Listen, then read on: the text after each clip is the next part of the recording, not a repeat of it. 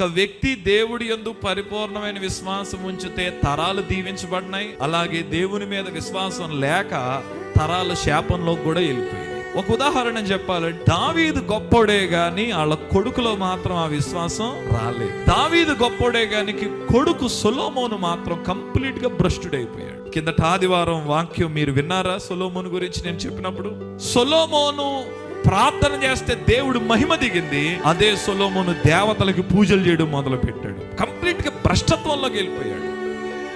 నేను ఇలా చెప్తాను, సీరియస్ గా చెప్తున్నాను నేనండి. మీరు దేవుని మీద ఉంచే విశ్వాసం మీ వెనకాతల తరాలను కూడా ఆశీర్వదిస్తుంది. నేనేమంటానంటే, నేను అమ్మమ్మ అవ్వాలి అనే ఆశ కంటే నా మనవడికి నేను ఆశీర్వాదకరంగా ఉండాలి అని ఆలోచించండి. కొంతమందిని మనం చూస్తాం, వాళ్ళ తరాలకు వారు ఆశీర్వాదకరంగా ఉండరు. వాళ్ళు నెక్స్ట్ జనరేషన్ ఏం నేర్చుకుంటుందంటే, వీళ్ళు చేసిన పాపిష్టి పనుల వల్ల వచ్చిన శాపమంతా వీళ్ళు అనుపిత్త కూర్చుంటారు. అమ్మమ్మలు కానీ నానమ్మలు కానీ ఇక్కడ ఎవరైనా కూర్చుంటే, నేను మొదట మీతో ప్రారంభిస్తున్నాను. ఈవెన తాతయ్యలు కూర్చున్నా నేను మీతో ప్రారంభిస్తున్నాను. నువ్వు ఒక మంచి తాతయ్య అంటే మనవడు పుడితే నువ్వు తాతగా ప్రమోట్ అవ్వడం కాదు.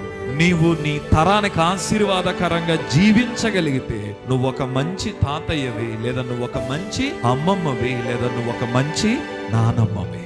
లోయి మొదటి విశ్వాసం ఆమెలో స్టార్ట్ అయిందంట. చాలా జాగ్రత్తగా ఆమె ప్రారంభించింది. అది తరతరాలకు ఏమైందంటే ఆశీర్వాదం అయింది. ఎంత ఆశీర్వాదం అని తెలుసా అండి? మనవడి దగ్గరికి వచ్చేవాడికి ఏమైంది తెలుసా? ఎక్స్టెండ్ అయిపోయింది. ఇంకా